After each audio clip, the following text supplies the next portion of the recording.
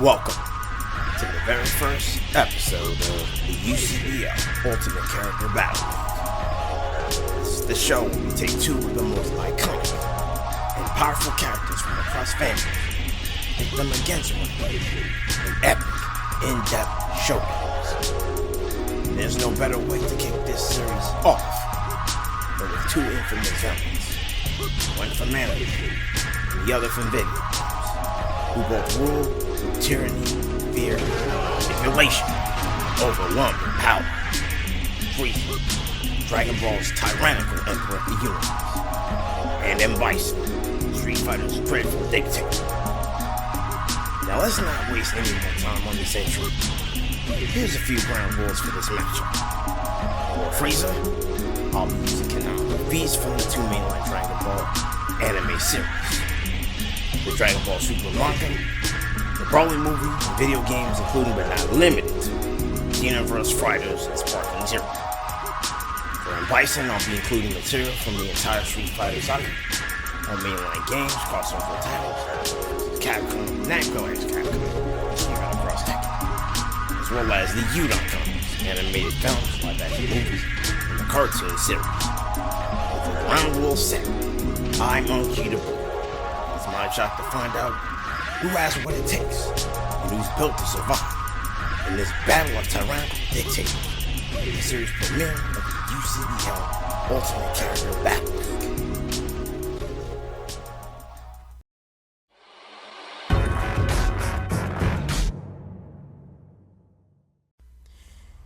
Beyond the stars of Universe 7 lies an intergalactic empire built on fear, genocide, and profit. An organization so ruthless, it doesn't just destroy worlds, it sells them. This cosmic cartel is known as the Planet Trade Organization, a brutal, spacefaring syndicate where entire civilizations are wiped out like dust on a window, then flipped for resale like galactic real estate, according to series creator Akira Toriyama. God rest his soul. It was meant as satire, but with Frieza at the helm, it's pure terror. The original founder, King Cold, was also a tyrant who ruled with an iron fist, as well as an icy smile. But empires shift, and King Cold wasn't just blind to power.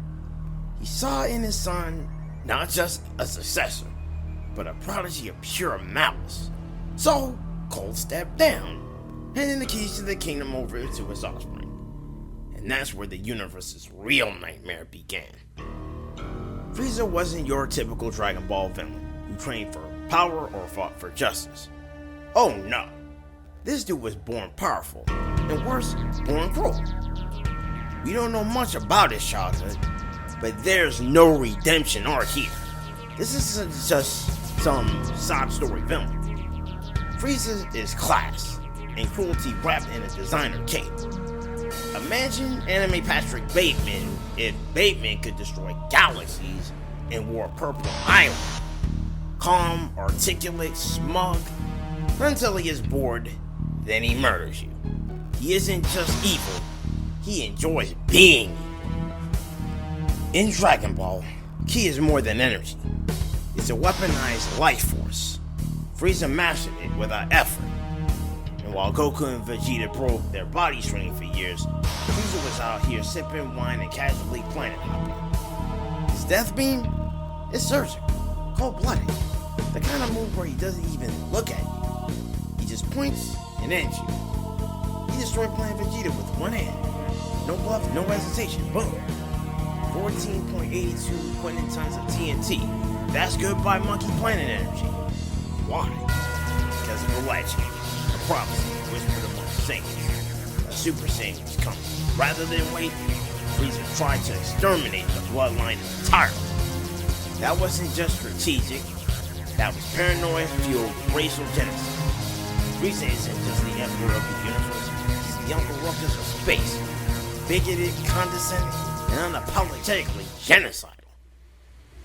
On that fateful day on planet Namek, he bowed the Sea Fighters, evolving from his base form all the way to his terrifying final form. Along the way, he killed Vegeta. Not the planet, not the king, the prince. Just in time to face a fully recovered son Goku. The clash raged on for several episodes, culminating in Frieza surviving the experiment, only to murder Krillin in cold blood moments later.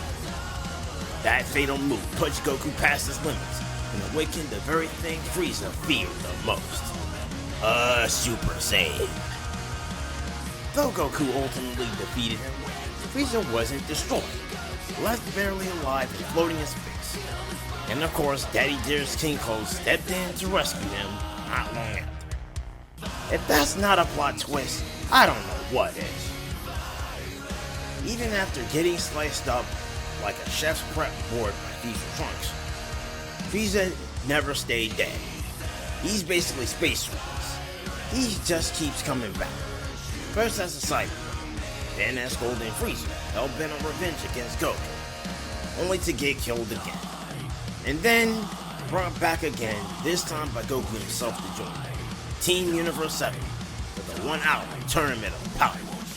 He even fought alongside Goku to take down Universe 11's Juggernaut Jr. But it didn't stop there. In the manga, Frieza achieved the new terrifying evolution, Black Frieza, a walking apocalypse. This form was so powerful, he didn't just defeat Goku and Vegeta at the peak, he one-shotted them both at the same time. Some fans think Cell Max or Broly might be true, but after that display, Frieza might just be on a whole different tier. Even the Oracle Fish, the one who predicted the arrival of the strongest warrior in the universe, may have been talking about Frieza, because this time, Frieza trained, waited, and ascended to greater heights. Frieza is more than just a classic Dragon Ball villain. He's a cosmic constant, a symbol of unchecked tyranny and racism. But he's also proof that even in the universe of gods and angels, the most dangerous monster might just be the one who smiles as he shows your planet to the highest bidder. If you're in Frieza's sights, don't expect a second chance. Expect a death beam to the head, or worse, a death ball to your home world. Because when it comes to being the emperor of the universe, no one plays the part like Frieza, and he will always be in your nightmares. You will die by my hand! You fool!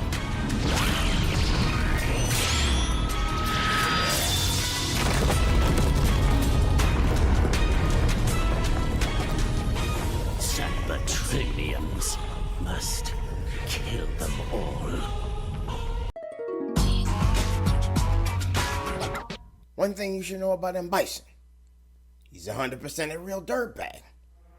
I'm talking full-blown, megalomaniac wrapped in military swagger. His backstory? Straight-up villain origin story levels of messed up.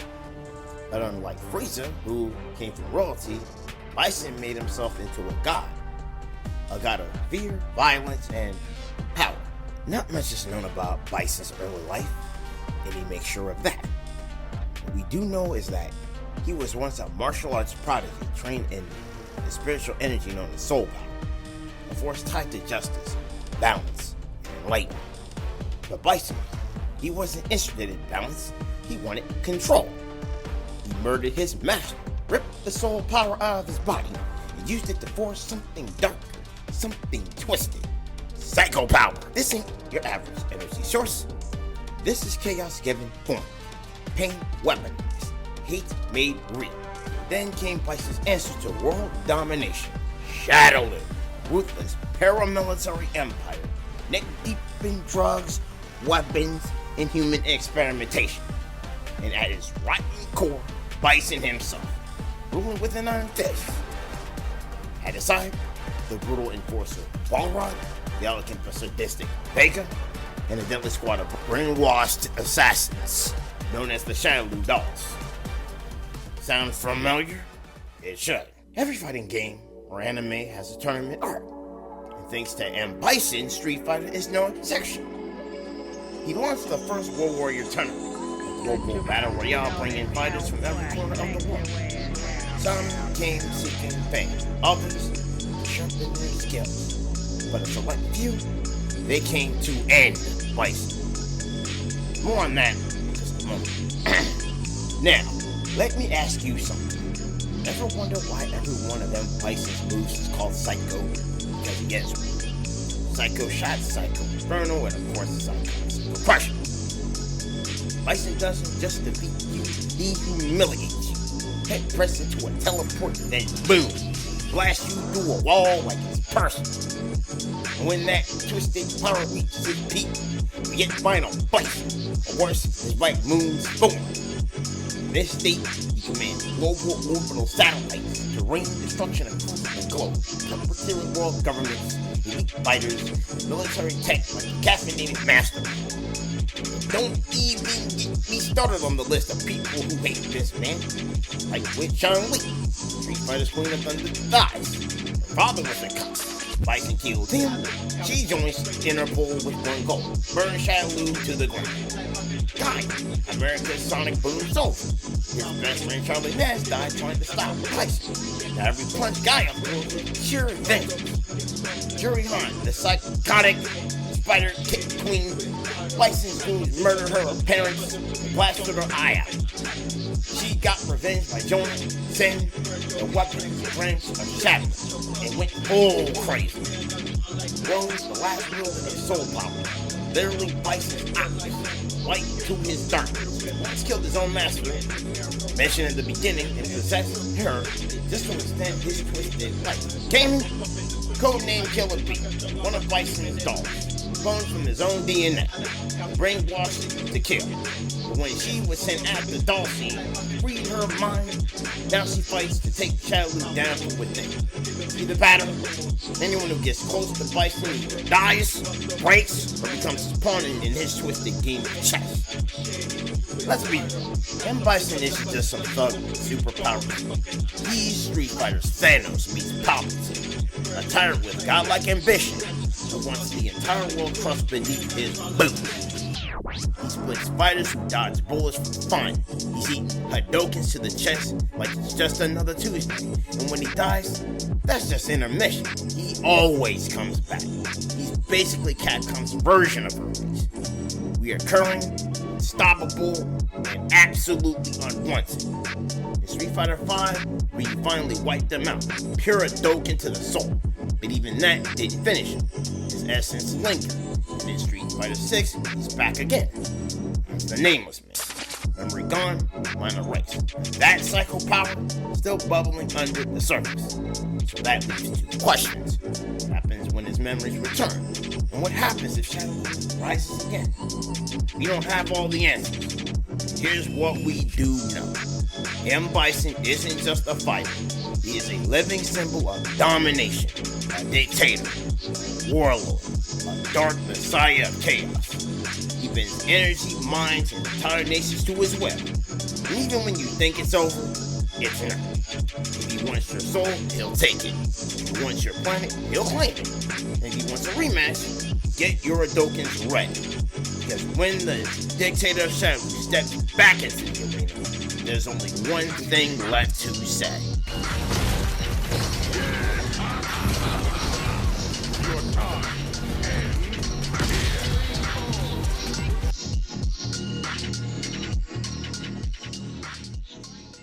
All the data on both fighters has been analyzed. Now only one question remains.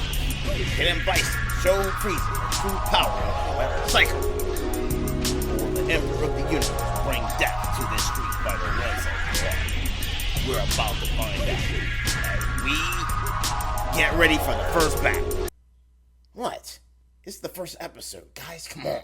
The time has come for Shadow Lu to rise once again and eliminate any who stand in our way.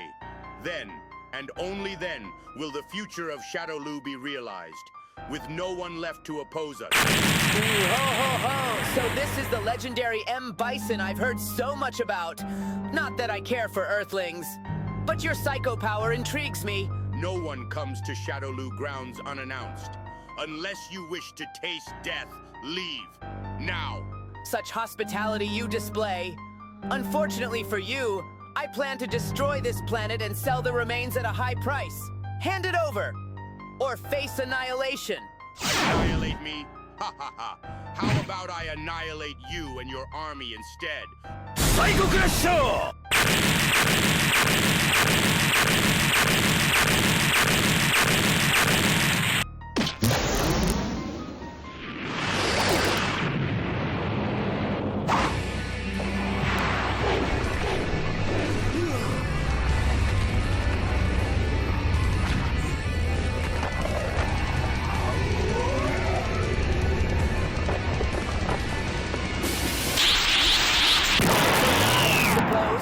You destroyed my fleet. I destroyed your army. And now I'll kill you and make a new ship out of what's left of your base. You're welcome to try. Fighters ready. Engage.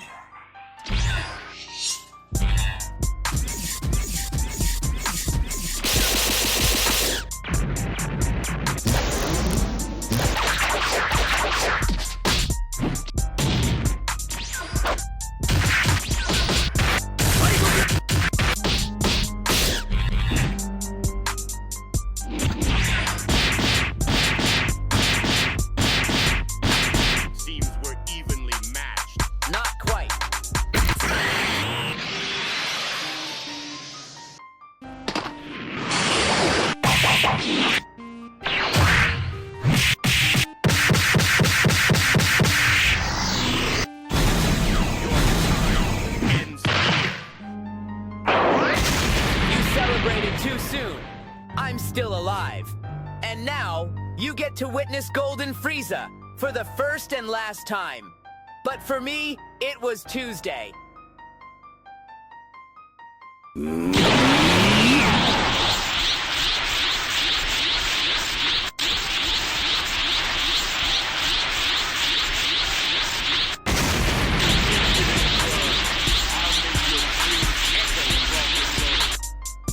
Ho ho ho! By all means, you're welcome to try. Die, you wench! Death wave.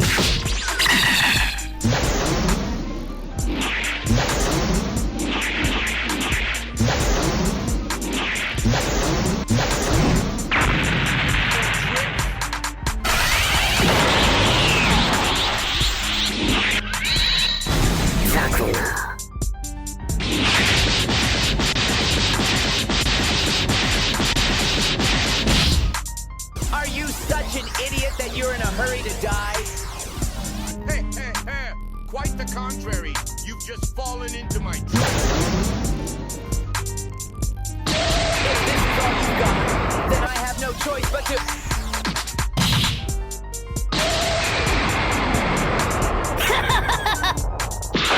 You fool! Now you die by my hand!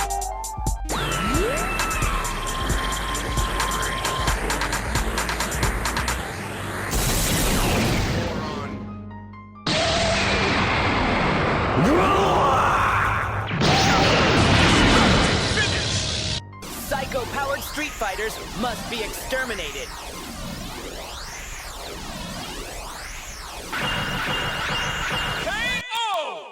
Ah, the whole planet? Come on, Frieza. Now I gotta call up Shenron and Whis just to clean up your mess. Anyway, let's not waste time. This fight was brutal, but also pretty one-sided. Let's break it down across the big four: attack potency, speed, strength, and durability. Let's start with attack potency. And to keep it real, Bison's best reach across Street Fighter comics and crossovers put him at around continent level, scaling as high as 1.1 times 10 to the 27th power joules. That's nuts, but not solar system shaking nuts. Frieza, on the other hand, he scales to Goku's 20 times Kaioken blows against Beerus, which rattle the entire solar system. Later forms only amplify this. He fought on par with both Goku and Vegeta in both their Super Saiyan God Blue forms, as well as their Ultra Instinct and Ultra Ego in the manga. And in Heroes and Xenoverse, he scraps with gods and demon kings like it's punch. Bison's psycho power can dominate the planet, and Frieza dominates realms, giving him the edge to potency. As for speed, Bison dodges bullets, teleports instantly, and has impressive reaction time, but teleportation is a movement trick, not actual speed. Frieza, meanwhile, has created blows at faster than light speed, scaled to fighters like power, many of whom moved at 100 times light speed, even kept up with Dip Sojourn and Ultra Instinct Goku. And let's be clear, Bison blink teleports, Frieza runs wraps around light, so the edge and speed goes to Frieza. Now for the category of strength. Bison's a powerhouse in his world, launching fires across arenas, trapped in concrete, lifting grown warriors like they're stuck animals. Compare that with Frieza, tossed around Super Saiyan Goku like a bowl of salad, tanked, dish out multi-ton strikes, and shrugged it off like a badass. Even once lifted, rolled a mountain-sized slab of debris during battle. Layman's terms, one is peak human plus psychic juice, the other is a cosmic level bruiser, which means the edge and strength goes to Frieza. Which brings us to our last category, durability. Bison has comeback hacks, his soul transference has saved him time again, but let's talk raw toughness. Frieza survived intermittent explosions, took beatings from Toppo, Android 17 and Jiren, Tenka Hakai from a god of destruction, fought hours non-stop in the tournament of power. Even if Bison hops bodies, he still feels the pain, and that pain is here. Universal level obliteration, which allows Frieza to take the edge through ability and he wins. So, even with his Psycho Drive cranked to the max, Bison was never ready for someone who throws hands with gods. Frieza's power, experience, and cosmic ability completely overwhelmed anything the Street Fighter universe could throw at him. Even if Bison pulled a soul swap mid-fight, he'd be toast before the transfer is finished. This wasn't just a mismatch, it was a demolition. M.Bison may be a nightmarish and psychotic foe with enough of an ego to be Gilgamesh flesh. But when it comes to Frieza's superior AP, speed, strength, and durability, Bison was just a mid-boss in the final boss fight. The dictator of Shadow Lu's defeat was the most important event in his life, but for Frieza, it was Tuesday. The winner of tonight's UCBL matchup is Frieza.